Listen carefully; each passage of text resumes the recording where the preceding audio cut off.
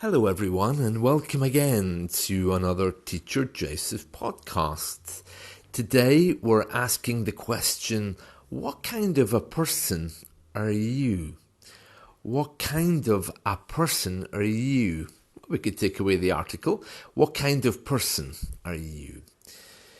With language learners, there tends to be a few different types. There's the go-getter, that's the one who's very motivated. He plans, he runs, he's ambitious, he gets things done, and therefore language learning is an experience of really gritty, hard learning. He does what it takes to get what he wants. Then there's the seeker, as I call him. The seeker is one who isn't really clear on a pathway, doesn't really have a clear ambition, doesn't really know how to learn, even if he wants to learn, but he tries to push himself forward, inspired more by inspirational moments rather than clear pathways. And then, of course, there's others who just don't know at all what they want. They're there, they know something has to be done, but they don't know anything about pathways and how to reach them. Okay, so let's talk about these three types and let's see which category you fall into. So as I mentioned, the first one is one who would have a very clear learning plan. He would be up early in the morning doing things. He would have his books already ordered on Amazon. And for him, you spend in order to get what you want. So he will have booked lessons, maybe tried a few other things. He's clear. He knows what he wants. The second one, he's not really so clear. He buys a book and doesn't read it. He books a lesson and doesn't come back to the teacher. He books a language school hoping that this will be the inspiration for him. And then he kind of falls away. He doesn't like the people. He doesn't like the teacher. He's not sure. And then there's a third person who doesn't know anything. They book a lesson, perhaps hoping that the teacher will have all the answers. They don't contribute much to the class. They don't really know what they're doing. They kind of just wait to see how things happen, or indeed, if they happen. The reason why it's so important for you to identify which one of these you are, and there may be another category, who knows, but you know generally which one you fit into there. The reason why it's really important is because it will help you discover your own learning strategy. If you trust yourself with your organizational skills, perhaps you're from the business world, perhaps you've already achieved a lot in life, then learning English will look easy for you. That's the pro. But the con, we talk about the pros and cons, the good things and bad things. The pro is that you'll be very organized to begin. Okay, that's a wonderful thing. Nothing wrong with that. But the con is that you are using this to learn mechanics of grammar. And of course, perhaps you're a salesman because you want to use it to sell your product.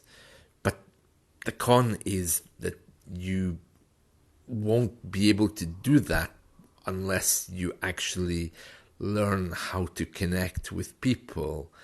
And connecting with people doesn't involve knowing grammar. It involves knowing things like intonation, how to make people feel welcome and warm to buy your products. So the pro is you're very organized, you've got a very good start, but the con is if you're motivated only by money, you won't really take the time to look at the different communication skills and indeed life skills which you might need to sell your products in a second language. The next kind of person, the one that we spoke about, who is kind of passive and isn't really so into being so organized, but they bought the book, they're open, they're waiting to see what happens, they're looking for their inspiration. The pro of that, of course, is that your learning doesn't have to be a military dictatorship in terms of how you do it, but you do need to have some kind of plan. It doesn't have to be a plan that you get up at 6 in the morning and read any book that you can find about English, but there needs to be some idea there, some pathway to achieve your goal. The third one, well, the pro is that you're very open-minded, that you're ready to go, ready to move forward. But the con is that you don't really know if it's even what you want to do. And so some very firm decisions have to be made before you spend too much money. So you have to be careful with that. Otherwise, you could just run away and decide it's not for you. The people in the third category, some of them are very successful at learning, but some of them are also very scared and don't really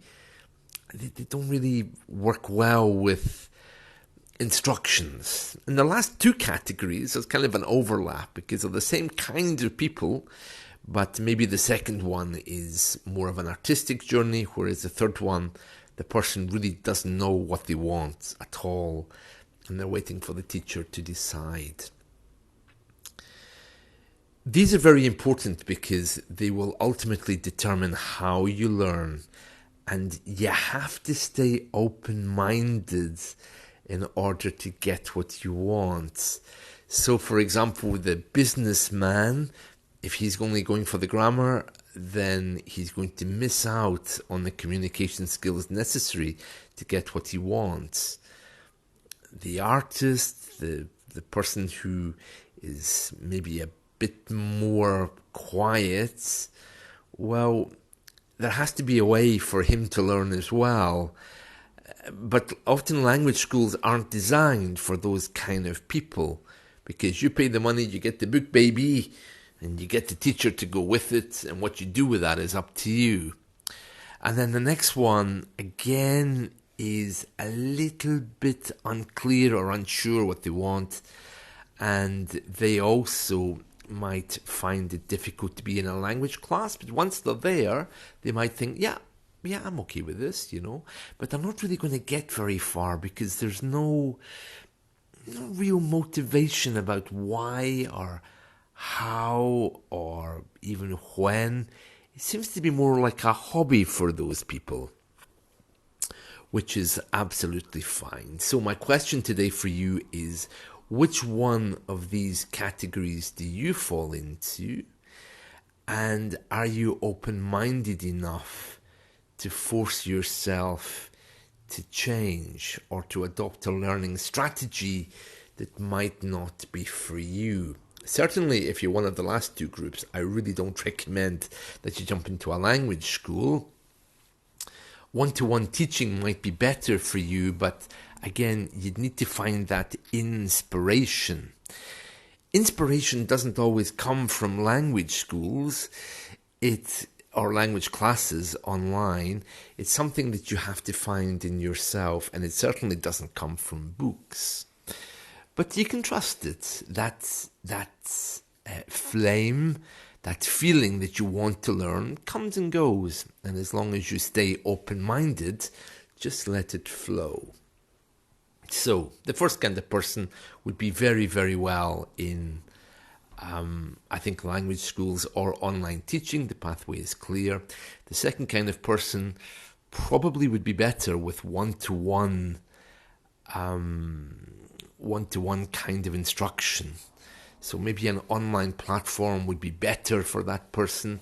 The third person should be open to both because they're open-minded, they're searching, but they're just not sure. But the last two really lack ambition, or ambition is channeled in a different way. So you have to be kind of careful with that.